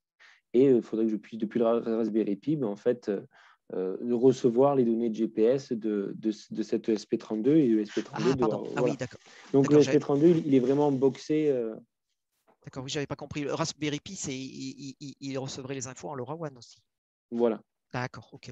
Non, alors côté ESP32, la première question à se poser d'abord, c'est est-ce que vous avez besoin de le mettre en mode sommeil ou pas? Enfin, est-ce que vous êtes sur pile, sur batterie, est-ce que vous voulez économiser d'énergie? Non, là, non. Bon, ok, impeccable. Donc déjà, vous n'allez pas vous embêter avec l'aspect mise en sommeil, hibernation, etc. Le deuxième point, vous verrez en regardant la doc de l'ESP32, vous avez tout ce qu'il faut au niveau environnement d'exécution. Et alors, selon ce que vous allez utiliser, hein, parce que le SP32, vous pouvez l'utiliser soit avec l'environnement d'exécution natif d'Espressif qui est ESP-IDF, qui est super bien foutu, soit dit en passant, soit vous pouvez l'utiliser avec un environnement de type Arduino directement, soit vous pouvez aussi l'utiliser dans Platform.io et avec Arduino typiquement ou ESP-IDF aussi. Donc là, mais dans tous les cas, vous allez avoir les fonctions des librairies qui vous permettent de vous interfacer avec, de gérer la liaison série. Et vous trouverez également, normalement, suivant. Alors, ça dépend beaucoup du hardware sur lequel vous allez porter votre choix, mais vous devriez trouver les librairies pour gérer l'aspect communication LoRaWAN aussi. En tout cas, je vous invite à trouver un module pour lequel vous avez les librairies.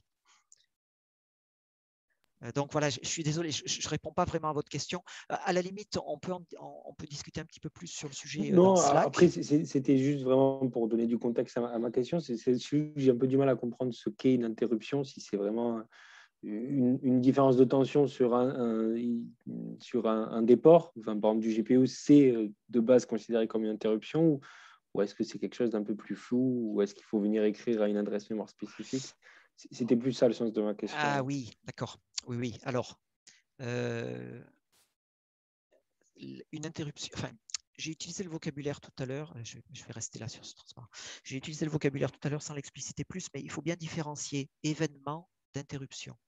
Événement, c'est ce qui se passe dans le monde réel, on va dire dans le monde physique, comme par exemple une entrée, enfin un fil qui passe de 0 à 5 volts.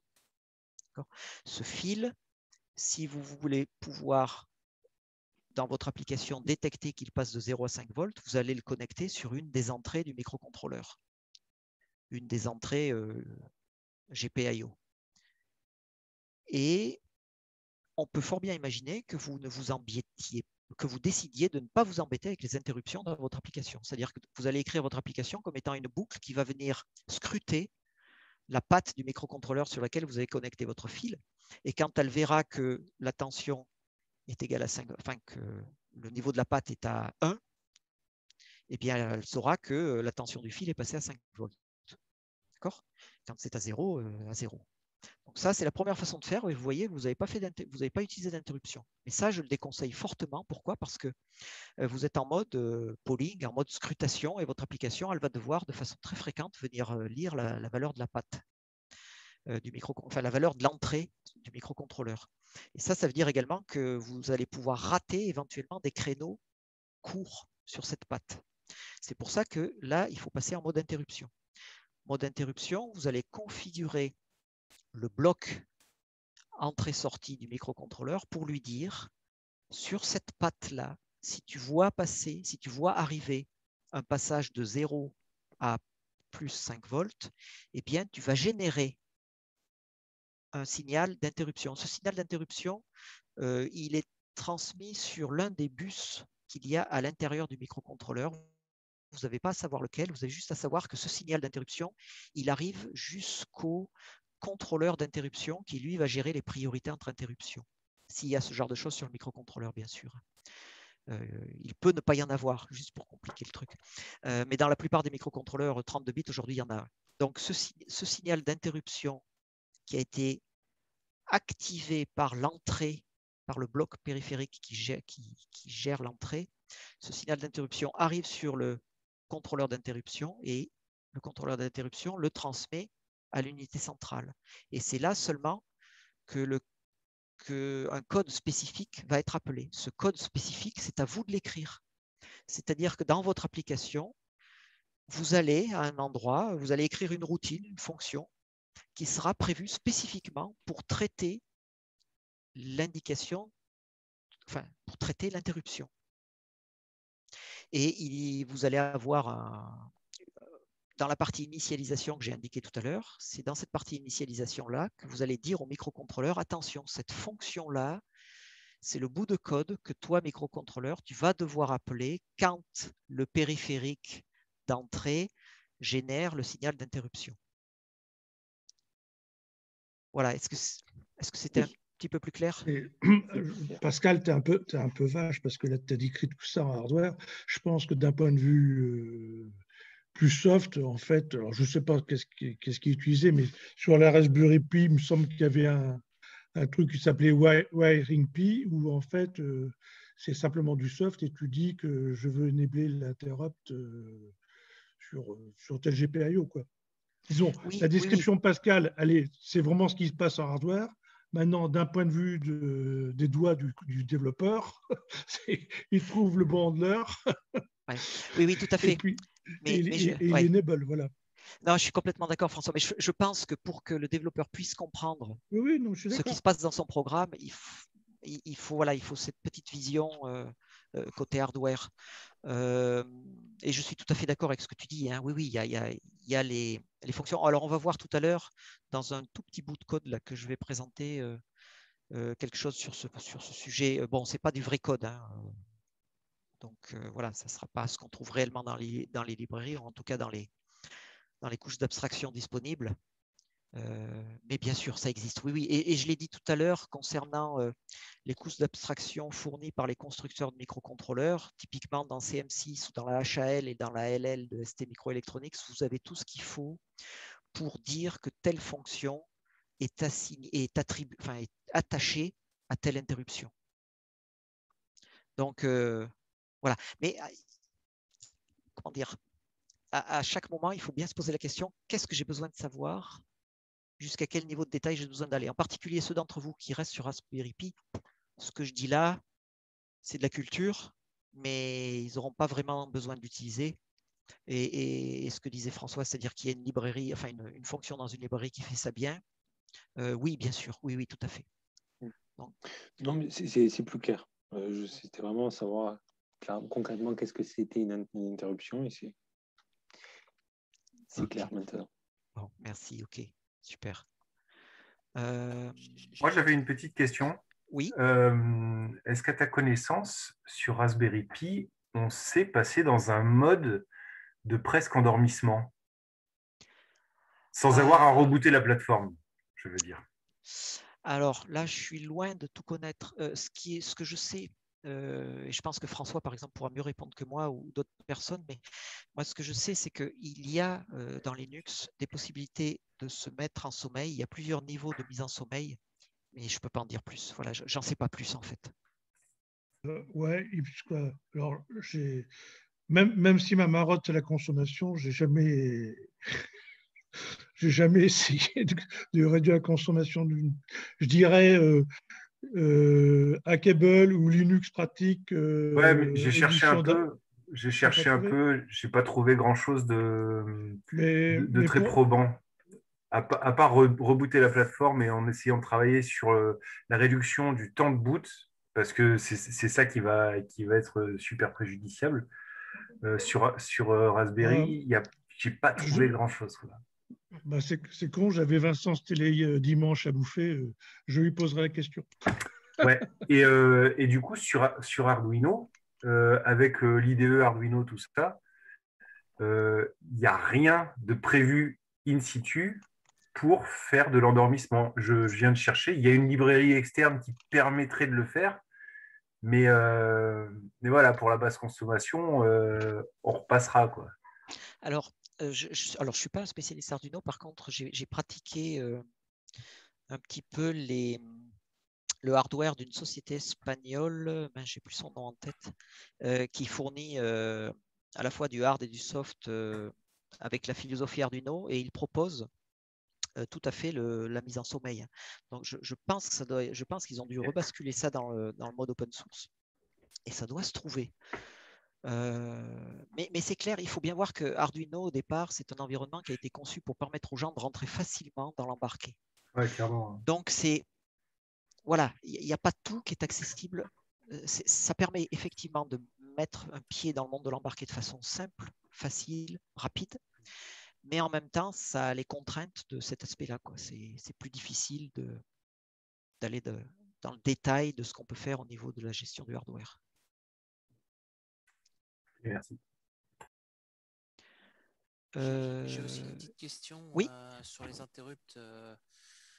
J'ai dû m'absenter quelques minutes, donc peut-être que ça a été évoqué, mais on est d'accord que pour gérer des interrupts physiques, donc avec un événement physique, il faut utiliser des pins particuliers, en particulier sur Arduino. Nous, on avait essayé de faire, on avait fait des interrupts, mais on ne peut pas faire ça sur n'importe quelle entrée-sortie de notre microcontrôleur. Oui, Ou est-ce que tout c'est à fait. spécifique à Arduino? Non, ta question est très bonne. Là, c'est donc ce que j'ai appelé tout à l'heure les événements peuvent provenir. J'ai dit que les événements provenaient du monde physique et ils étaient transformés en interruptions. Ces événements peuvent provenir du monde physique extérieur au microcontrôleur. Donc, par exemple, typiquement ce que tu dis, Xavier, une patte dont le niveau change.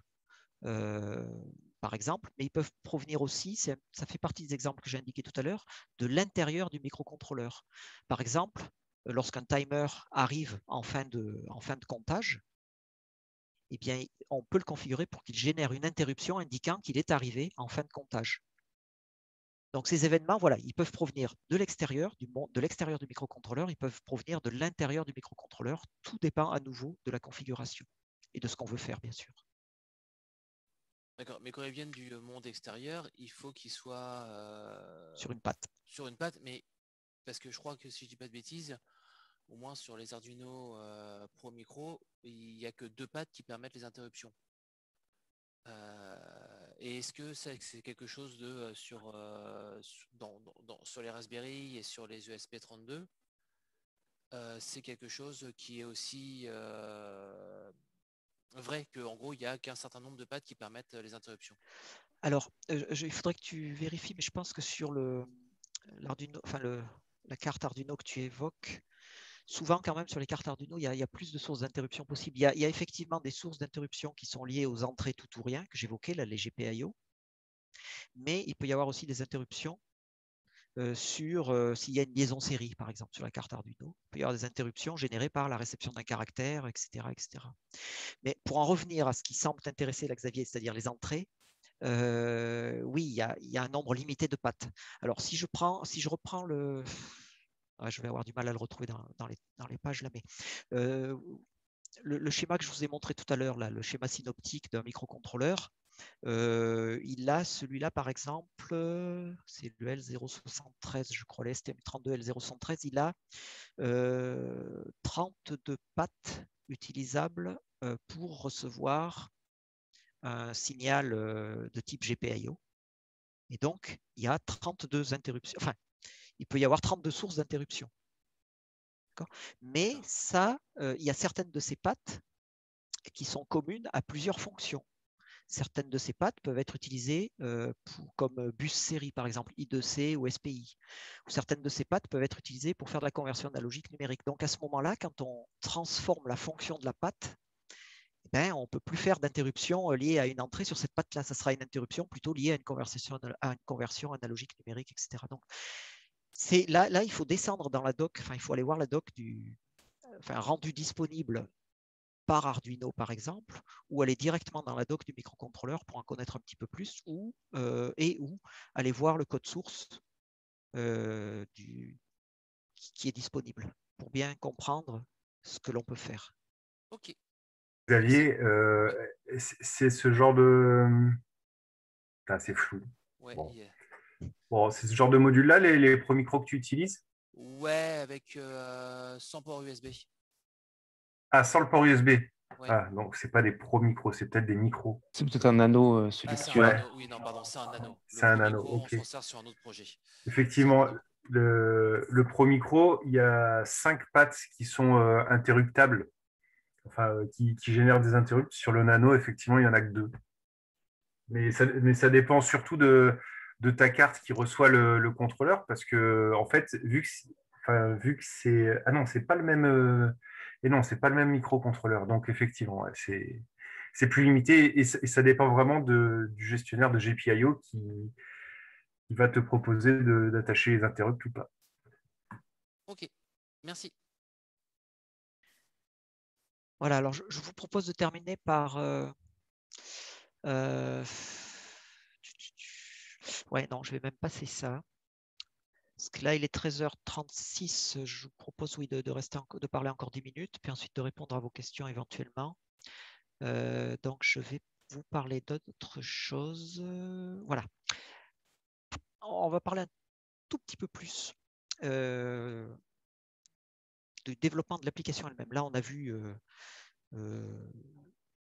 les aspects interruption, bare metal, etc. On était quand même assez proche du hardware. Là, on va s'éloigner du hardware. Et je vais juste vous présenter une design pattern, enfin, donc, ce qu'on appelle plutôt en français un modèle de conception, qui peut être très utile et qui vous permet de, si vous ne le connaissez pas déjà, qui vous permet de sortir des ifs and else imbriqués et qui deviennent assez rapidement une catastrophe à maintenir ou à faire évoluer. Et c'est quelque chose qui peut s'utiliser partout, hein, dans les microcontrôleurs, mais aussi dans des serveurs, quand vous développez une application sur smartphone, etc. Donc ça s'appelle, ce premier modèle de conception, enfin ce modèle de conception-là, c'est celui des automates finis.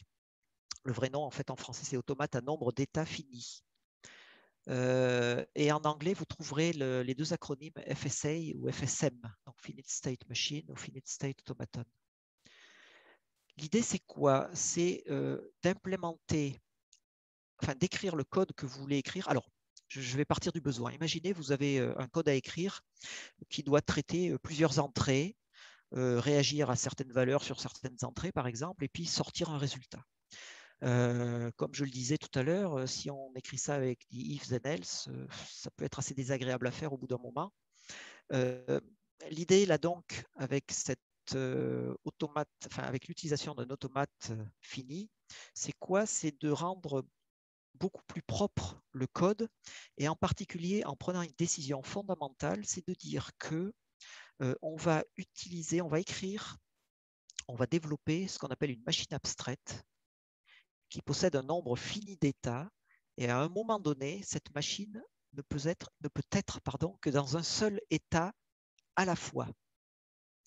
Ensuite, cette machine peut changer d'état sur un événement. Ce changement d'état s'appelle une transition, ça c'est juste du vocabulaire. Un événement peut être soumis à une condition éventuellement, c'est-à-dire que s'il y a une condition vraie, enfin une condition peut être attachée à l'événement. Voilà, c'est pour augmenter un petit peu la richesse de possibilités. Et lorsqu'on fait une transition, lorsqu'une transition s'exécute, c'est-à-dire lorsqu'on change d'état, alors là, on exécute un petit traitement. Si on représente ça sous forme graphique, c'est tout de suite beaucoup plus parlant. On voit là un automate fini qui possède deux états, l'état 1 et l'état 2. Et on a ici la transition qui est soumise à l'événement que j'ai appelé E1. Éventuellement, comme je le disais, on peut rajouter une condition C1. Et en dessous, j'ai écrit en dessous, on écrirait le traitement à effectuer. Donc, une façon graphique simple de représenter, si je résume, c'est des ovales ou des ronds représentant chacun des états. Les flèches représentent les passages possibles, les transitions possibles d'un état à un autre. On écrit les événements qui contrôlent chaque transition sur un trait, et en dessous du trait, on met le traitement à effectuer. D'accord?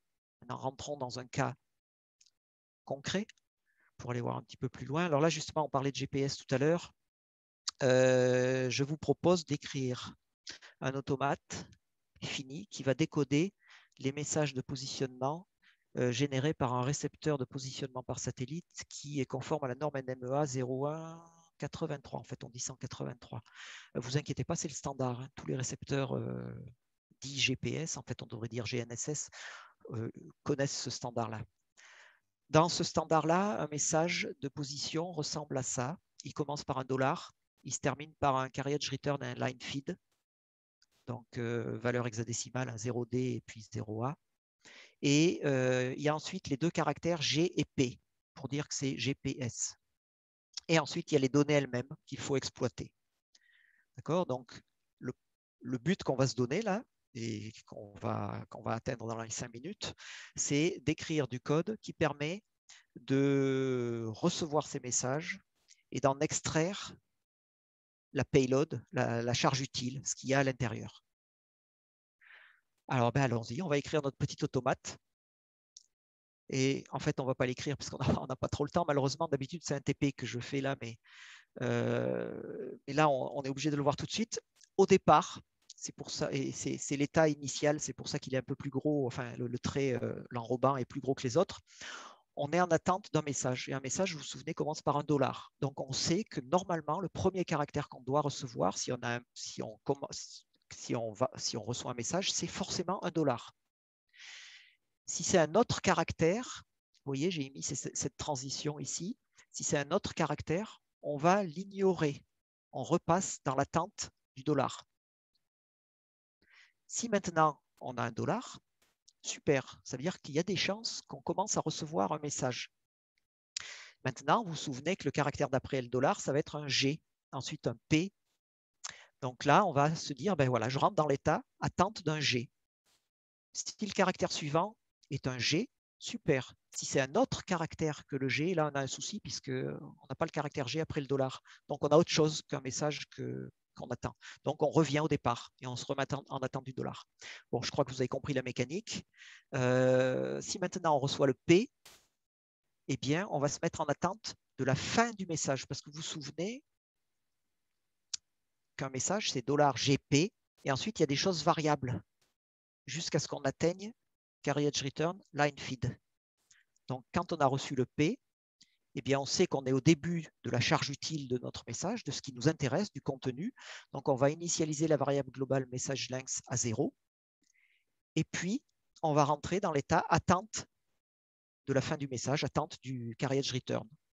Et tout ce qu'on reçoit qui est différent de carriage return, c'est-à-dire tout ce qu'on reçoit ici par cette transition, autre caractère que carriage return, eh bien, on le stocke quelque part dans un buffer et on incrémente la longueur.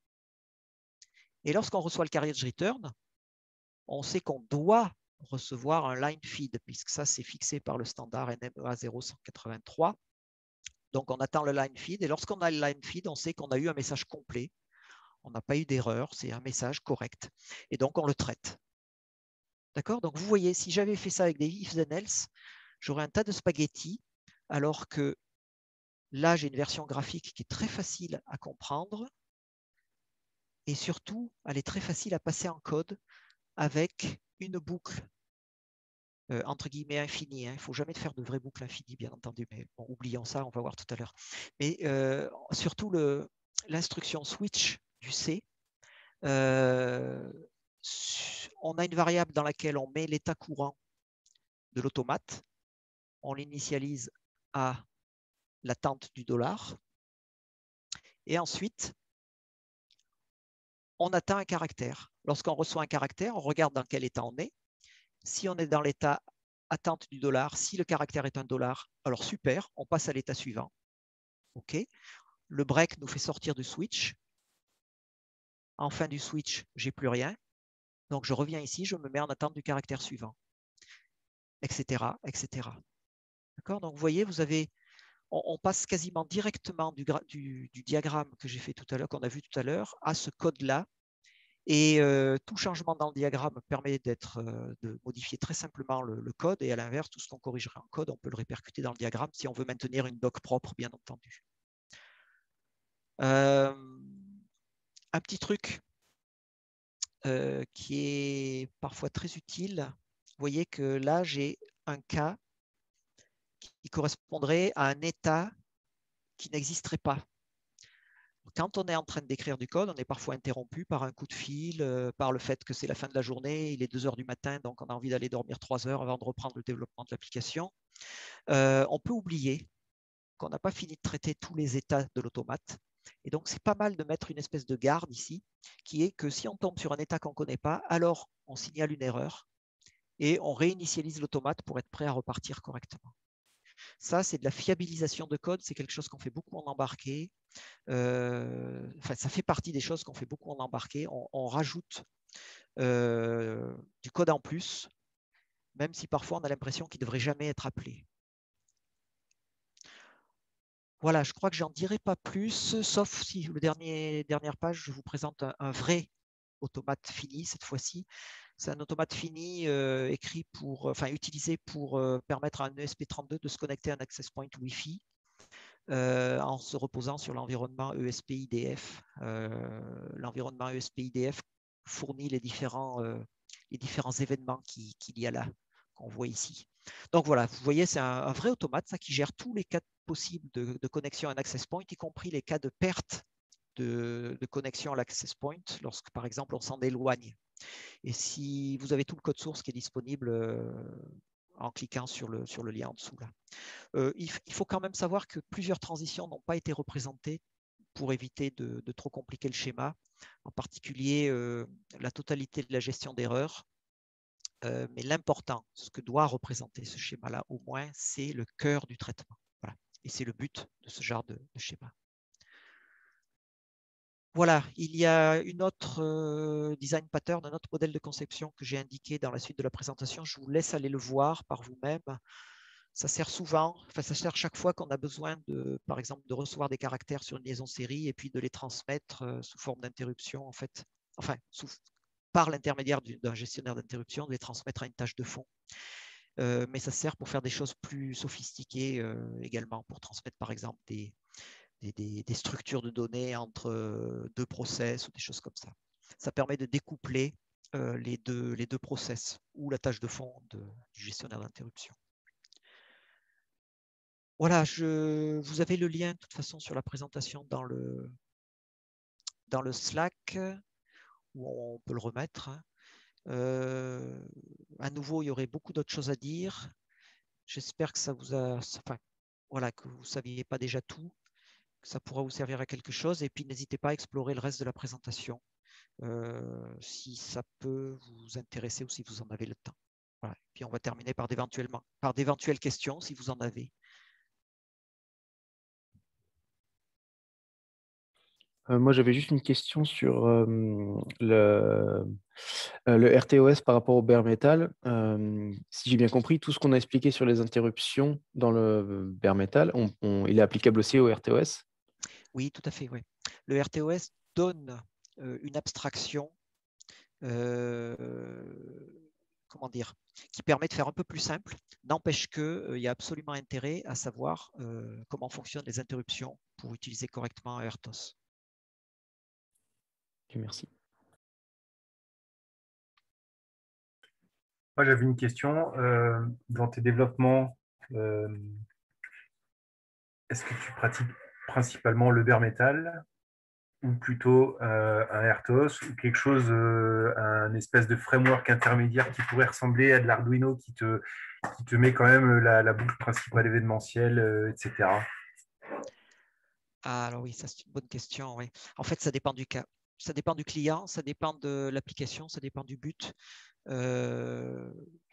J'ai fait beaucoup de bare metal autrefois. Je continue d'en faire un petit peu. Aujourd'hui, avec les RTOS qui existent, comme FreeRTOS, comme ThreadX, etc., et avec le niveau de fiabilité qu'ils ont, je pense que dans beaucoup de cas, on peut en utiliser. Et ça donne une souplesse, puisque vous l'avez vu, hein, quand on utilise du bare metal, on a cette architecture fondamentale qui est une tâche de fond avec des gestionnaires d'interruption. Un FreeRTOS, il vous apporte la couche d'abstraction qui vous permet de gérer des tâches.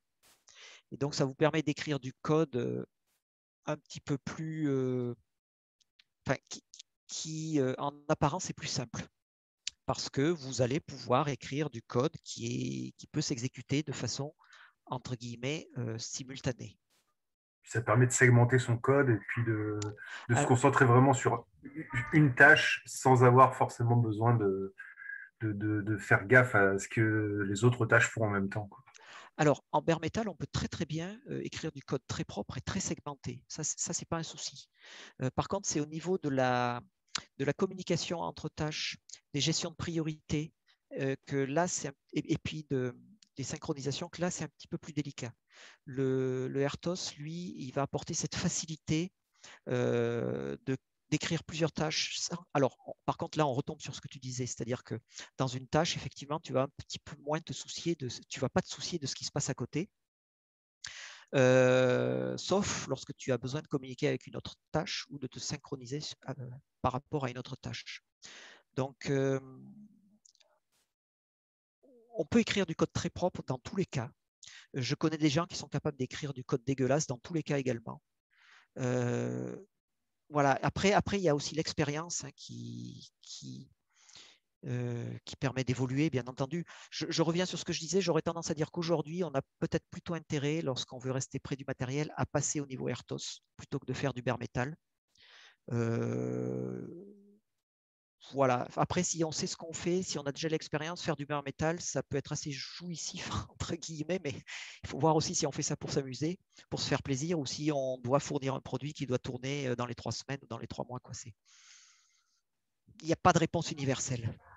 Aujourd'hui, au niveau Airtos, il y a des Airtos qui ont un footprint mémoire qui est compatible avec du matériel qu'on peut trouver sur des Arduino, ou il faut quand même taper sur un composant qui a un 32 bits avec une certaine capacité mémoire.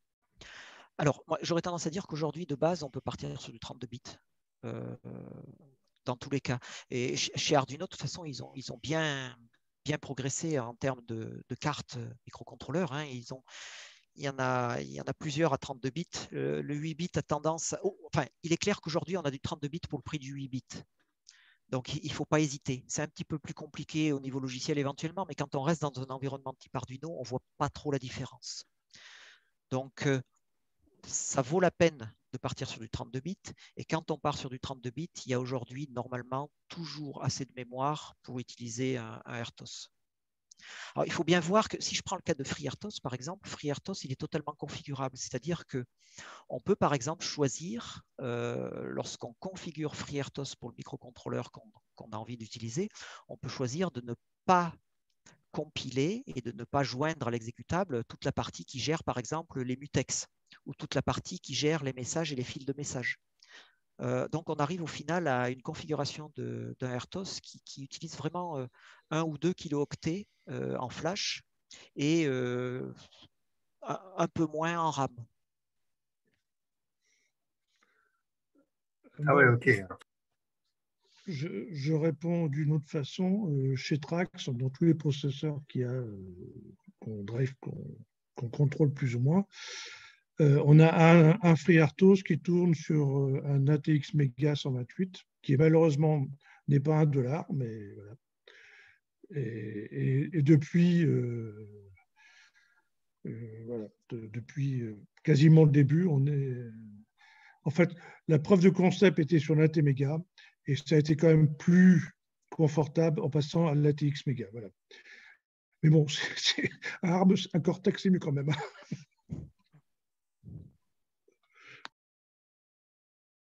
Alors, ceux d'entre vous qui partiront sur le SP32, qui sont déjà partis sur le SP32, verront que le choix d'expressif, ça a été d'utiliser FreeRTOS. Et puis, vous avez énormément de mémoire sur ce microcontrôleur. Et en plus, dans beaucoup de configurations, vous avez 2 cœurs. Ce qui complique d'ailleurs un petit peu la programmation. Mais, voilà. Alors, la prochaine présentation, d'ailleurs, l'idée, ça sera de vous fournir du code et puis pour que vous puissiez le prendre en main, le modifier, jouer avec, etc. Et d'arriver en plusieurs étapes à faire communiquer en UDP sur Wi-Fi un kit de développement ESP32. Donc ça, on verra concrètement. La prochaine fois, c'est début juin, hein, Xavier, 9 juin peut-être, je ne sais plus. Oui, c'est ça, c'est le 9 juin. Donc là, voilà, on sera en ESP32, on sera en FreeRTOS. Et on utilisera, justement, on utilisera l'automate fini qu'on a vu tout à l'heure pour se connecter à un point d'accès Wi-Fi. Une fois qu'on sera connecté, on transmettra des messages UDP dans le sens montant et dans le sens descendant avec une application UDP qui tournera sur PC. Voilà, mais je reviens là-dessus. Aujourd'hui, je pense qu'on a intérêt, lorsqu'on part sur un projet, à passer tout de suite en 32 bits. Et puis à utiliser un Airtos. Alors attention, à nouveau, il n'y a jamais, je ne suis pas intégriste. Hein. Si vous faites une machine à laver ou un four à micro-ondes aujourd'hui, restez sur du 8 bits ou du 4 bits. Ce n'est pas la peine de passer sur du 32 bits. À nouveau, hein, il ne faut pas vouloir tout généraliser. Je ferai simplement la même chose pour le web. Hein. Le web, c'est un truc qui a, enfin, du moins, HTML et HTTP, c'est 2 choses géniales qui ont été inventées pour faire quelque chose de bien précis. Ça a été complètement dévoyé en étant utilisé maintenant pour faire de l'interface utilisateur. Et je considère ça comme étant un petit peu une catastrophe mondiale. Quand on voit qu'on fait tourner dans son navigateur web un environnement qui est une reproduction, un environnement logiciel qui est une reproduction d'un operating system pour faire tourner des tâches en simultané, pour faire de l'isolation entre tâches, etc.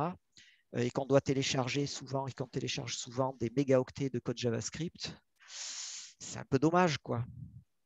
Mais bon, c'est une autre histoire. Ça, c'est de l'intégrisme et de l'opinion. Hein. C'est de l'opinion, mais parce que j'écris aussi du JavaScript. Hein. Par contre, je n'en fais pas dans la microcontrôleur. Alors, voilà. je m'inscris en faux pour les machines à laver. Dans les machines à laver, il y a des moteurs brushless et il y a des DSP. Et le tout, c'est de faire tourner. Oui. Alors, oui, tout à fait. C'est de faire tourner un OS dans un DSP. Ouais.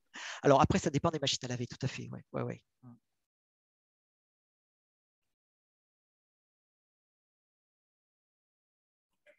Bah, merci beaucoup, en tout cas. Pas de rien. Bon, si vous avez 2-3 autres questions, n'hésitez pas. Hein, sur Slack, je suis pas forcément j'ai pas forcément beaucoup de temps pour répondre, mais j'essaye dans la mesure du possible. Mais tu réponds quand même. Hein. Juste une question. On peut ne pas avoir honte de vendre un produit de vivre avec de l'Arduino? Eh bien, écoute, justement, il y a la société espagnole que j'évoquais. Bon, ça, il faudrait que je retrouve leur nom. Oui, mais j'ai vu. Ils vivent avec l'Arduino. Hein. D'accord. Moi, j'ai vendu des trucs faits avec Arduino aussi. Ouais. Ok. Ouais, à nouveau, pourquoi pas, hein, on peut le faire. On peut le faire. Simplement, moi, ce que je dis, c'est que on se sentira un peu gêné aux entournures à un moment ou à un autre. Ça, et puis, alors, il y a l'autre point très important que j'évoquais aussi. Attention aux librairies que vous récupérez sur le net, sur GitHub ou ailleurs, hein, concernant Arduino, parce qu'elles ne sont pas forcément écrites par des gens qui maîtrisent complètement. Alors, juste pour vous donner un exemple tout bête, hein, il y a quelques temps de ça, j'ai trouvé un article sur le site web d'une revue dédiée, enfin d'une revue en ligne dédiée à l'embarqué, une revue états-unienne, un article écrit par un gars qui se présentait comme étant un spécialiste de l'embarqué et qui soutenait dans son article qu'il était impossible d'utiliser les timers en environnement Arduino parce que quand on faisait ça, on stoppait l'exécution de l'application. Et ce gars-là se présentait comme un spécialiste de l'embarqué. Alors, l'article est resté en ligne 2 ou 3 jours et lorsque j'ai voulu revenir dessus pour lui expliquer un petit peu qu'il n'y avait aucun souci pour faire ça, il avait disparu. Donc voilà, il s'était rendu compte de sa bêtise. Mais en fait, il utilisait cet argument-là pour dire c'est pour ça qu'il ne faut pas faire, il faut arrêter très vite de faire de l'Arduino pour basculer dans un RTOS, ce qui est tout à fait faux. On peut tout à fait continuer, on peut tout à fait bien continuer à utiliser l'architecture Arduino, hein, fonction d'initialisation et boucle pour faire des choses qui tournent. J'ai eu simplement des problèmes de fiabilité avec certains trucs spécifiques de l'Arduino qui m'ont fait dire ok, dans cette configuration-là, ce truc-là, je ne peux pas en faire un produit. Et au niveau soft? Non, au niveau hardware, sur un hat pour faire de l'Ethernet. D'accord. Et il y avait un truc sur le routage de la ligne reset, ça se resetait pas dans le bon sens et tout. C'était non, il y avait quelques bugs, quoi. Enfin, matériels. Ah oui, d'accord, ouais, ça peut être gênant aussi. Ouais. Je vous conseille d'aller jeter un œil sur, vous verrez dans la présentation, là, dans le reste de la présentation, je présente un certain nombre de cartes de développement, de cartes microcontrôleurs de développement, entre autres celles issues de la gamme STM32, donc des cartes Nucleo de STM Microelectronics. Elles sont très sympathiques, elles sont compatibles Arduino au niveau connectique pour certaines d'entre elles, et surtout elles sont moins chères que les modules, qu'un certain nombre de cartes Arduino. Par contre, la prise en main, elle est un petit peu plus compliquée. Donc, bon, si vous partez dessus, que vous n'avez jamais fait de bare metal avant, donnez-vous 2 ou 3 mois avant de tenter de faire quoi que ce soit qui fonctionnerait en exploitation, quoi. Mais elles sont très sympas, ces cartes-là. Puis bien sûr, il y a tous les kits SP32. Et puis il y en a plein d'autres.